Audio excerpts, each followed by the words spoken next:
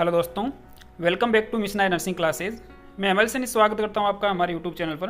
और दोस्तों, इस वीडियो में आज अपन चर्चा करने वाले हैं GMCH Chandigarh nursing officer exam के बारे में, जिसमें आपको कैसे प्रिपरेशन करनी है और उसका सिलेबस क्या है या उसका पेपर पैटर्न कैसा रहता है। उसके मैंने जितने भी पुराने पेपर देखे, पुराने पेपर का जो पैटर्न लगभग ऑलमोस्ट सेम है। वो सेम जो जिन सब्जेक्ट से ज़्यादा क्वेश्चन लेता है वहीं से हर बार लेता है, जैसे कि चाहे वो फंडामेंटल हो चाहे एमएसएन हो, इन दो ही सब्जेक्ट से वो ज़्यादातर पेपर पूरा कवर करता है। तो और उसका वैसे ही पैटर्न 70 क्वेश्चन है जो अदर सब्जेक्ट हो, 30 क्वेश्चन है जो 70 क्वेश्चन है जो मतलब टेक्निकल बेस्ड पर है और 30 क्वेश्चन पूरा प्रैक्टिकल बेस्ड पर है। और practical question most of fundamental से ही आने वाले हैं। तो वो ऑब्वियसली बात है कि इसमें जो 50% तक या 40% तक क्वेश्चन है वो फंडामेंटल से आने वाले हैं। तो दोस्तों, इस वीडियो पर कंप्लीट डिस्कशन करेंगे। वीडियो आपके लिए बहुत इंपॉर्टेंट होने वाली है। अगर आप जीएमसीएच चंडीगढ़ नर्सिंग ऑफिसर का पेपर देने जा रहे हो तो वीडियो को लास्ट तक जरूर बने रहें।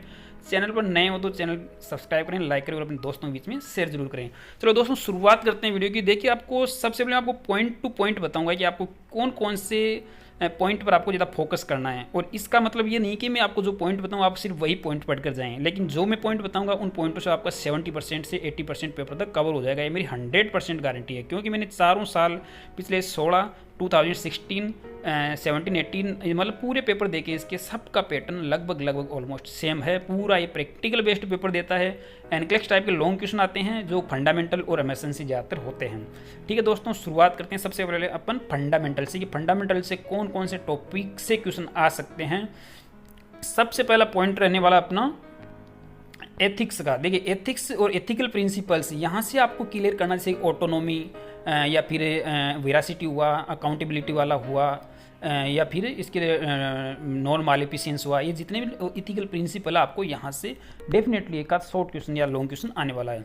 इसके अलावा सेकंड पॉइंट की बात करें तो आईवी थेरेपी। आईवी थेरेपी में आईवी सेट आ जाएगा, आईवी कैनुला के बारे में आ जाएगा, पेरिफेरल एंड सेंट्रल लाइन के बारे में आ जाएगा, इनकी केयर आ जाएगी, या फिर मोस्ट कॉमन साइट पूछ सकते हैं इनकी, या इनकी complication of ivy therapy like जैसे इन्फेक्शन हो सकता है, फ्लेबाइटिस एंड इन्फिल्ट्रेशन। देखिए, यहाँ से डेफिनेटली क्वेश्चन आएगा फ्लेबाइटिस और एंड इन्फिल्ट्रेशन का। जैसे कोई पेशेंट के आईवी थेरेपी चल रही है और उसके फ्लेबाइटिस हो जाता है, इन्फिल्ट्रेशन हो जाता है, तो उसके साइन एंड सिम्टम पूछ सकता है, या फिर उसका nursing care, immediate nursing care पूछ सकता है, या फिर आईवी फ्लूइड्स के बारे में पूछा जा सकता है, जिसमें आइसोटोनिक, हाइपोटोनिक या हाइपरटोनिक, या फिर आरएल और एनएस। मोस्टली आईवी फ्लूइड्स में आरएल और एनएस पर ही क्वेश्चन बनता है। ठीक है, तो आपको यहाँ से ये टॉपिक्स कवर करने हैं। थर्ड पॉइंट की बात करूँ तो blood products, blood transfusion, transfusion related reactions यानी ट्रांसफ्यूजन रिएक्शंस और नर्सिंग केयर इससे रिलेटेड। ठीक है, ब्लड प्रोडक्ट्स में कुछ भी पूछ सकते हैं। ब्लड ट्रांसफ्यूजन के बारे में बहुत 2-3 क्वेश्चन आपके यहाँ से इस पॉइंट से, ब्लड वाले पॉइंट से आपको 2-3 क्वेश्चन डेफिनेटली पक्के हैं। ब्लड ट्रांसफ्यूजन के लिए कितने नंबर गोज का कैनुला यूज़ करते हैं, या फिर ब्लड ट्रांसफ्यूजन कितने टाइम में पूरा हो जाना चाहिए, क्या नर्सिंग केयर करनी है, कोई मेलाइट कोई रिएक्शन हो जाती तो। और ट्रांसफ्यूजन रिएक्शन में भी आपको टाइप्स पता होना चाहिए, हेमोलाइटिक या फिर जैसे कि हेमोलाइटिक फेब्राइल रिएक्शन या फिर एनाफाइलेक्सिस रिएक्शन, और तीनों का पता अलग अलग होना चाहिए और इनकी नर्सिंग केयर का पता। फोर्थ पॉइंट की बात करें तो सक्शन एंड नर्सिंग केयर। देखो, सक्शनिंग से सभी पेपर में जीएमसीएच क्वेश्चन पूछता है। सक्शनिंग की टेक्निक, प्रेशर या फिर नर्सिंग केयर, यहाँ से आपको क्लियर होना चाहिए। फिफ्थ पॉइंट की बात करें तो वेंटिलेटर से रिलेटेड क्वेश्चंस आ सकता है, जिसमें आपका कुछ क्वेश्चंस में बता, जैसे रेस्पिरेटरी एल्गोसिस से पूछा जा सकता है कि वेंटिलेटर पेशेंट है तो कौन सा एसिड बेस इम्बैलेंस देखने को मिलेगा, या फिर हाई और लो प्रेशर अलार्म का कोज पूछा जा सकता है। कुछ ऐसी कंडीशन देखकर यहाँ से आपको क्लियर करना, या फिर टाइडल वॉल्यूम पूछा जा सकता है, पीप के बारे में पूछा जा सकता है, कुछ भी पूछा सकता है, तो यहाँ से आपको देखना है।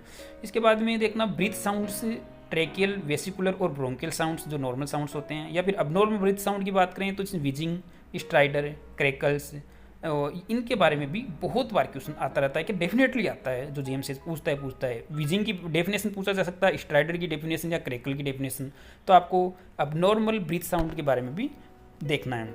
वुंड हीलिंग या वुंड हीलिंग की प्रोसेस हो गई, वुंड्स के टाइप हो गए, या डेइसनेस एंड एविसरेशन, ये 2 वर्ड है, आपको अच्छे से देखने हैं। ये यहाँ से डेफिनेटली क्वेश्चन आने वाला है। Heparin, warfarin, antidotes, normal values, electrolytes जिसमें सोडियम पोटेशियम की नॉर्मल वैल्यूज़ मोस्टली पूछी जाती है, या लिथियम, बिलिरुबिन, क्रेटिनिन या प्रोथोम्बिन टाइम की नॉर्मल वैल्यूज़। वाइटल साइंस से आपसे क्वेश्चन आ सकते हैं, इसमें 5 से 7 क्वेश्चन, 5 क्वेश्चन तो मानकर चलिए वाइटल साइंस से, 4-5 जो शॉर्ट बिल्कुल स्कोरिंग क्वेश्चन, बिल्कुल सिंपल क्वेश्चन पूछा जाएगा यहाँ से। कोलोस्टमी या इलियोस्टमी या स्टोमा केयर, या फिर यूरिनरी कैथेटराइजेशन, यहाँ से आपसे डेफिनेटली क्वेश्चन पूछा जाएगा। स्टोमा केयर में जो स्टोमा के ऊपर जो बैग अप्लाई करते हैं तो उसकी साइज़ के बारे में जो 1/16 होती है उसके बारे में कई बार क्वेश्चन पूछा गया है, तो वहाँ से आपको देखना है। या फिर स्टोमा का कलर स्टोमा का कलर ब्लैक हो गया या फिर उसका पेरल कलर हो गया, तो ये चीज़ आपको देखनी है। कोलोस्टमी इरीगेशन वगैरह या फिर कोलोस्टमी वगैरह यहाँ से नर्सिंग केयर वगैरह यहाँ से क्वेश्चन डेफिनेटली बनता है। Pre intra and post operative nursing care यहाँ से डेफिनेटली क्वेश्चन बनता है। Pre intra post operative care यानी कि ऑपरेशन थिएटर से रिलेटेड या एनेस्थीसिया से रिलेटेड, यहाँ से 3-4 क्वेश्चन डेफिनेटली आने वाले हैं। पोजीशन या पेशेंट ट्रांसफरिंग, पोजीशन से रिलेटेड 2-3 क्वेश्चन आते हैं कि कौन सी पाउलर पोजीशन देनी है, रेस्पिरेटरी डिस्ट्रेस वाला पेशेंट है, कार्डिक पेशेंट है, या फिर एनीमा में कौन सी पोजीशन देनी है, या फिर CPR के दौरान कौन सी पोजीशन। तो ये पोजीशन से रिलेटेड डेफिनेटली 2 क्वेश्चन आने वाले हैं। पेशेंट ट्रांसफरिंग, जैसे पेशेंट को बेड से व्हील चेयर पर ले रहे हैं तो नर्स अपना कौन सा हिस्सा बेंड करेगी, वेस्ट बेंड करेगी या फिर जो नी जॉइंट को बेंड करेगी, तो यहाँ से डेफिनेटली क्वेश्चन आता है। तो आपको position and patient transferring, drug administration and drug dose calculation, देखो यहाँ से भी drug administration and drug dose calculation, यहाँ से भी 5 से 7 क्वेश्चन मानकर चलिए। आपका ड्रग एडमिनिस्ट्रेशन में आपका जैसे IM IV या सबक्यूटेनियस इंटरडर्मल से पूछा जा सकता है। ड्रग डोज कैलकुलेशन के 3-4 क्वेश्चन डेफिनेटली पक्के हैं।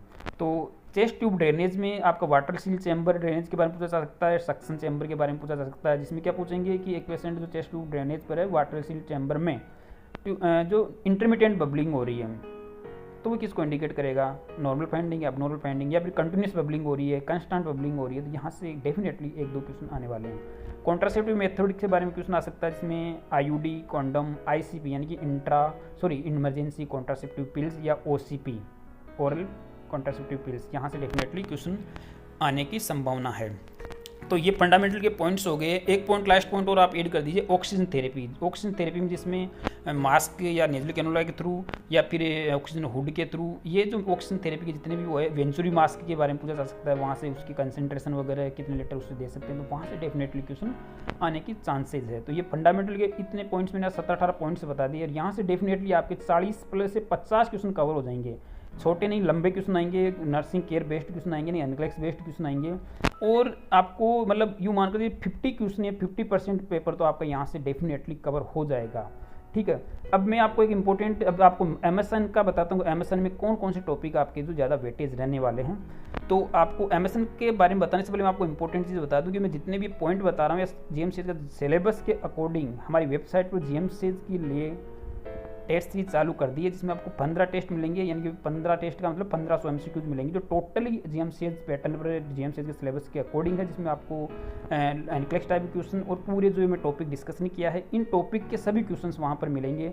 सभी क्वेश्चन का आपको रेशनल मिलेगा पेपर सबमिट करने के बाद में, और पेपर सबमिट करने के बाद में आप अपनी लाइव रैंक भी देख सकते हो और पूरा पेपर का एनालिसिस कर सकते हो कि आपने कितने क्वेश्चन अटैम्प्ट किए, कितने क्वेश्चन आपके रॉन्ग हुए, कितने अनअटैम्प्ट किए, और कितनी आपकी रैंक है और कितने आपके परसेंटेज स्कोर बन रहा है। तो दोस्तों अभी टेस्ट ज्वाइन करने के लिए वेबसाइट विजिट करें, या इन दिए हुए नंबरों पर आप कॉल या व्हाट्सएप मैसेज करके भी ज्वाइन कर सकते हैं। ठीक है दोस्तों, अब मैं MSN के कुछ पॉइंट्स डिस्कशन कर रहा हूँ जहाँ से क्वेश्चंस आने के डेफिनेटली चांसेज है। बर्न से हर बार क्वेश्चन आता है। बर्न में नर्सिंग मैनेजमेंट, नर्सिंग केयर या इनिशियल मैनेजमेंट क्या है, बर्न का हाइपोमिलेमिक शॉक या फिर बाद में इन्फेक्शन से जो के बारे में कहीं से भी क्वेश्चन आ सकता है। बर्न के बाद में ग्राफ्टिंग के बारे में पूछा जा सकता है, या बर्न की grade first second third fourth grade, इनके बारे में क्वेश्चन आ सकता है, या बर्न में नर्सिंग केयर से रिलेटेड क्वेश्चन डेफिनेटली आने के चांसेज है। इसके बाद सेकंड पॉइंट की बात करें अपने ECG की रिकॉर्डिंग ग्राफिंग होती है, जैसे कि वेंट्रिकुलर टेकार्डिया में या फिर वेंट्रिकुलर फिब्रिलेशन में या फिर एट्रियल फिब्रिलेशन, एट्रियल फ्लूटर, कहीं से भी क्वेश्चन बन सकता है। मायोकार्डियल इंफार्क्शन, हार्ट वॉल्व के बारे में पूछ सकता है, माइट्रल वॉल्व या ट्राइकस्पिड वॉल्व, बाइकस्पिड वॉल्व, वहाँ से क्वेश्चन बन सकता है। कंडक्शन सिस्टम ऑफ हार्ट, जिसमें SA नोड AV नोड से क्वेश्चन बन सकता है। आगे बात करें अपन COPD से क्वेश्चन बन सकता है। सरपेक्टेंट जो रेस्पिरेटरी सिस्टम में जो एलोलाइज में होता है, लंग्स में होता है, उसके बारे में क्वेश्चन बन सकता है।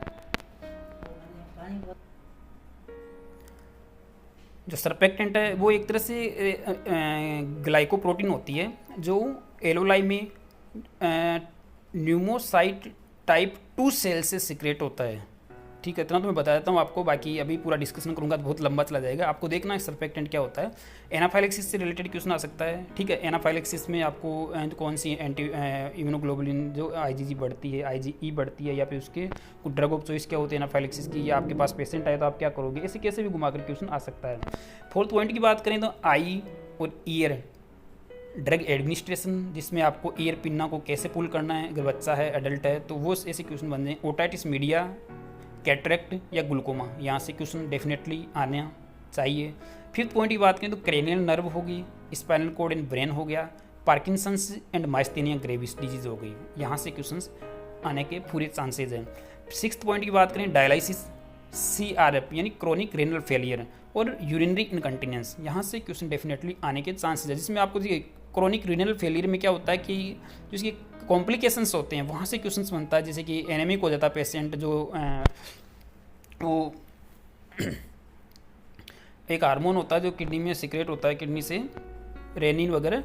तो आपको ये देखना है कि इसके कॉम्प्लिकेशंस वगैरह क्या है, इसमें कौन कौन से इलेक्ट्रोलाइट इम्बेलेंस हो जाते हैं क्रोनिक रेनल फेलियर में, जैसे मेटाबॉलिक एसिडोसिस हो गया, सोडियम पोटेशियम का इम्बेलेंस हो जाता है, सब चीज़ें आपको देखनी है।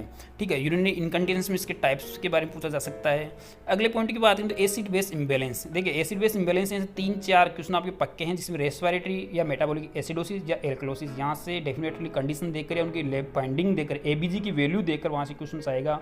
जिसमें इस पॉइंट के साथ एसिड बेस इम्बेलेंस के आगे आपकी बात करूँ तो एलन टेस्ट के बारे में पूछा जा सकता है या ABG के बारे में पूछा जा सकता है। ABG की रिपोर्ट देखकर रेस्पिरेटरी या मेटाबॉलिक एल्कोलोसिस या एसिडोसिस के बारे में पूछा जा सकता है। डायबिटीज मेलाइटिस से डेफिनेटली क्वेश्चन आएगा। ठीक है, पोटेशियम और कैल्शियम, इसमें क्या पूछा जाएगा, हाइपो कैलेमिया या हाइपर कैलेमिया या हाइपो कैल्सीमिया या फिर हाइपर कैल्सीमिया। जिसमें पोटेशियम के बारे में देखा जाए तो हाइपो कैलेमिया से ही ज़्यादातर क्वेश्चन पूछा जाता है, उसकी ECG की फाइंडिंग पूछ सकते हैं।